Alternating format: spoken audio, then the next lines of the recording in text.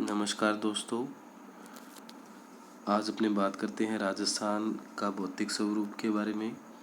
राजस्थान के भौतिक प्रदेशों का वर्गीकरण, भौतिक प्रदेशों के विभाजन का आधार और राजस्थान के भौतिक प्रदेश। तो चलिए शुरू करते हैं। राजस्थान का जो भौतिक स्वरूप है उसके बारे में सबसे पहले बात कर लेते हैं। भौतिक से जो तात्पर्य है, भूगोल में स्थल मंडल पर स्थित पर्वत, पठार, मैदान, पहाड़, पहाड़ियाँ, झील, नदियाँ, वनस्पति, प्रकृति संसाधन आदि के संयुक्त भाग को भौतिक के नाम से जाना जाता है। प्रदेश से जो तात्पर्य है, यहाँ पर क्षेत्र को प्रदेश के नाम से जाना जाता है। जो किसी क्षेत्र है, जो कोई भी, उसे एक प्रदेश के नाम से जानते हैं। अब अपने बात कर लेते हैं भौतिक प्रदेश किसे कहते हैं। तो स्थल मंडल पर स्थित पर्वत, पठार, मैदान, पहाड़, पहाड़ियाँ, झील, नदियाँ, वन, वनस्पति, प्राकृतिक संसाधन आदि का अध्ययन जब क्षेत्र विशेष के संदर्भ में किया जाता है तो भूगोल में उसे भौतिक प्रदेश कहते हैं। आगे है, संरचना की दृष्टि से भारत के भौतिक प्रदेशों में प्रायद्वीपीय पठार क्षेत्र व उत्तर का विशाल मैदान का भाग, राजस्थान का दक्षिणी पूर्वी पठारी भाग व राजस्थान के पूर्वी मैदान है। प्रागैतिहासिक काल में विश्व दो खंडों में बंट गया था, अंगारा लैंड और गोंडवाना लैंड। इन दो भूखंडों के मध्य टैंथी सागर स्थित था। राजस्थान को अधिकांश पश्चिमी व उत्तर पूर्वी भाग टैंथी सागर के ही अवशेष हैं।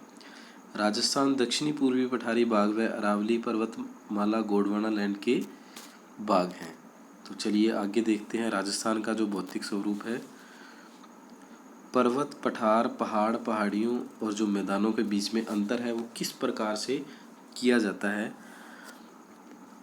स्पष्ट कर दें कि उपरोक्त का निर्धारण ऊंचाई के आधार पर होता है कि कौन सा पठार है, कौन सा पहाड़ है। इन सभी का जो निर्धारण है वो ऊंचाई के आधार पर किया जाता है।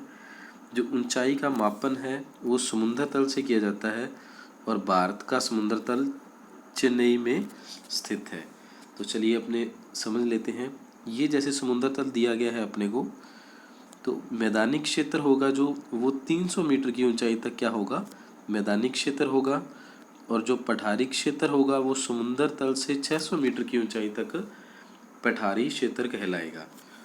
और जो पहाड़ी कहलाएगी वो जो समुद्र तल से 1800 मीटर तक की ऊंचाई का जो क्षेत्र है वो पहाड़ी क्षेत्र कहलाएगा।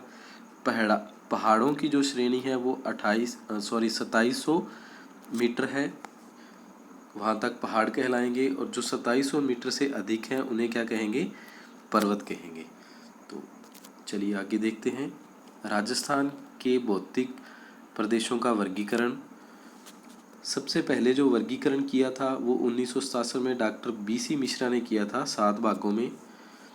पश्चिमी शुष्क प्रदेश, अर्ध शुष्क प्रदेश, नहरी प्रदेश, अरावली प्रदेश, पूर्वी कृषि औद्योगिक प्रदेश, दक्षिणी पूर्वी कृषि प्रदेश और चंबल बीहड़।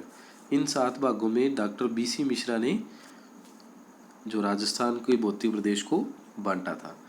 उसके बाद 1971 में डॉक्टर रामलोचन सिंह ने राजस्थान के भौतिक प्रदेशों का वर्गीकरण किया।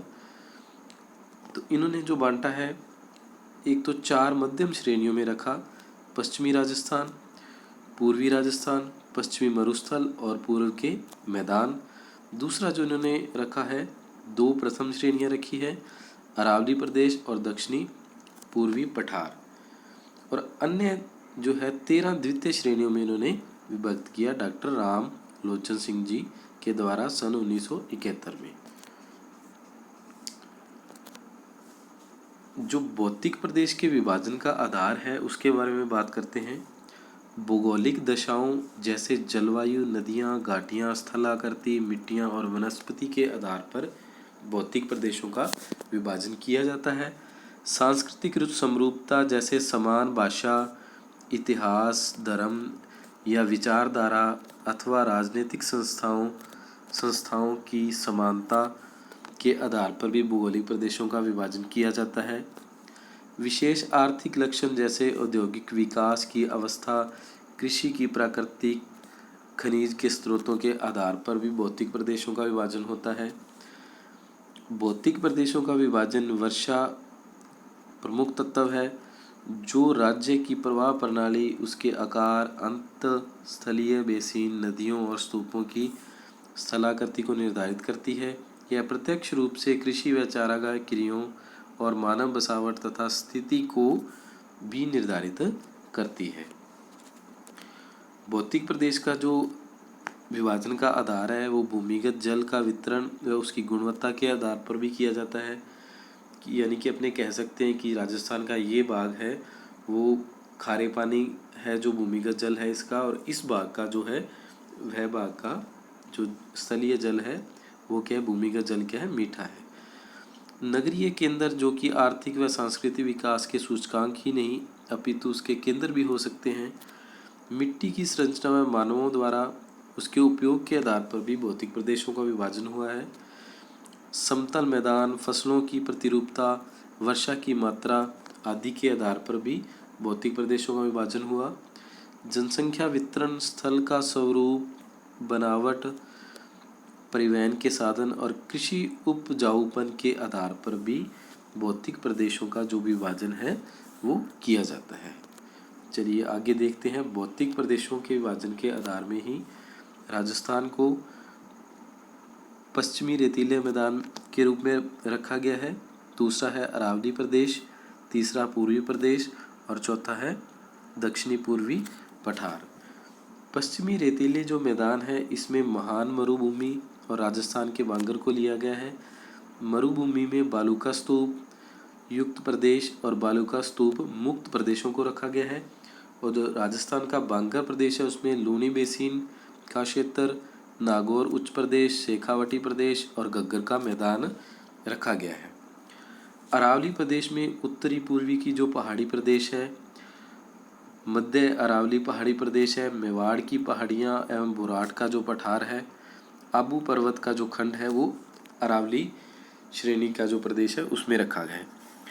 पूर्वी मैदानी प्रदेश में भरतपुर का मैदान, उत्तरी चंबल का बेसिन और बनास का बेसिन है। दक्षिणी पूर्वी पठार में विद्यान का गार की भूमि है और दक्कन का पठार आता है। स्पष्ट कर दें आपको, आगे प्लेटों के बारे में बात करते हैं अपनी, कि जो प्लेट की परिभाषा है, स्थल मंडल के दृढ़ भूभाग जिनकी औसत मोटाई 33 किलोमीटर होती है को अपने प्लेट कहते हैं। प्लेट शब्द कनाडा के भूगर्भ शास्त्री टूजो विल्सन ने दिया था।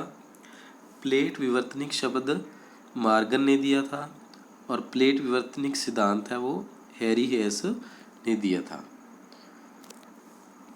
चलिए आगे अपने प्लेटों के बारे में बात करते हैं। प्लेटों को दो भागों में बांटा गया है, महाद्वीपीय प्लेटें और महासागरीय प्लेटें। जो महाद्वीपीय प्लेटें हैं इनकी जो औसत मोटाई है 75 से 60 किलोमीटर है और इनका घनत्व 2.67 है। महासागरीय प्लेटों की जो औसत मोटाई है 5 से 12 किलोमीटर है और इनका घनत्व 2.95 है। जो प्लेटों के प्रकार हैं वे 3 हैं। वृहद प्लेटें ये 7 प्रकार की होती हैं, 2 लघु प्लेटें ये 20 प्रकार की, और उप प्लेटों की श्रेणी में अनेक प्रकार की प्लेटें आ जाती हैं। चलिए बात करते हैं। उपरोक्त प्लेटों में गति 3 प्रकार से होती है। सबसे पहले है अभिसारी। जब 2 प्लेटें एक दूसरे की ओर खिसकती हों तो उसे प्लेटों की अभिसारी गति कहते हैं। इस गति से अधिक घनत्व वाली जो प्लेटें कम घनत्व वाली प्लेटों के नीचे क्षेपित होती हैं एवं अधिक गहराई में जाकर ताप के प्रभाव से पिघल जाती हैं। इसे प्लेट का विनाश कहते हैं, इसलिए इसे प्लेट की विनाशकारी गति कहते हैं। जहाँ प्लेट का विनाश होता है उसे बेनी ऑफ जोन कहते हैं। इस प्रकार की गति से स्थल मंडल पर वलन या फोल्ड पड़ जाते हैं एवं वलन से बनने वाले पर्वत वलित पर्वत कहलाते हैं। जो इसका उदाहरण है उत्तरी अमेरिका के पश्चिम भाग के पर्वत हैं। स्थल मंडल पर इस गति से पर्वत, पठार, पहाड़, पहाड़ियों और मैदानों का निर्माण होता है। किससे? प्लेटों की अभिसारी गति से। चलिए आगे बात करते हैं प्लेटों की अपसारी गति के बारे में। जब 2 प्लेटें एक दूसरे के विपरीत खिसकती हैं तो उसे प्लेटों की अपसारी गति कहते हैं। इस प्रकार की गति से स्थल मंडल पर ज्वालामुखी की क्रिया होती है एवं नवीन भूपटल का निर्माण होता है, इसलिए इसे रचनात्मक गति कहते हैं। इस प्रकार की गति से भ्रंश या तनाव पैदा होते हैं प्लेटों के मध्य। जो अपसारी प्लेटों का जो उदाहरण है वो मध्य अंटार्कटिका है। स्थल मंडल पर इस गति से या अपसारी गति से जो निर्माण होता है प्लेटों की, झीलों का, सागरों का, महासागरों का होता है। तीसरी जो प्लेटों की गति है संरक्षी गति है। जब दो प्लेटें न तो एक दूसरे के समान आमने सामने खिसकें और न ही एक दूसरे के विपरीत बल्कि एक दूसरे के लंबवत चलें, ऐसी प्लेट की गति स्थल मंडल पर न तो विनाश होता है और न निर्माण होता है। परिणाम स्वरूप ट्रांसकरेंट भ्रंश का निर्माण होता है। स्थल मंडल पर इस गति से ट्रांसकरेंट भ्रंश का निर्माण होता है। इसका सबसे अच्छा उदाहरण कैलिफोर्निया का एंड्रियास है। पर्वत निर्माण के क्रम में अगर अपने देखें तो जो इनका निर्माण हुआ है, जो युगों के आधार पर बांटा गया है, तो आर्कियन जो युग था वो आज से 40 करोड़ वर्ष पूर्व था। कैलिडोनियन जो युग था आज से 32 करोड़ वर्ष पूर्व था। हैरिसियन युग था आज से 22 करोड़ वर्ष पूर्व था। और जो अल्पाइन युग था वो आज से 3 करोड़ वर्ष पूर्व था। तो चलिए दोस्तों, अगर आपको हमारी यह वीडियो अच्छी लगे तो हमारे चैनल को सब्सक्राइब जरूर करें और इस वीडियो को शेयर भी करें।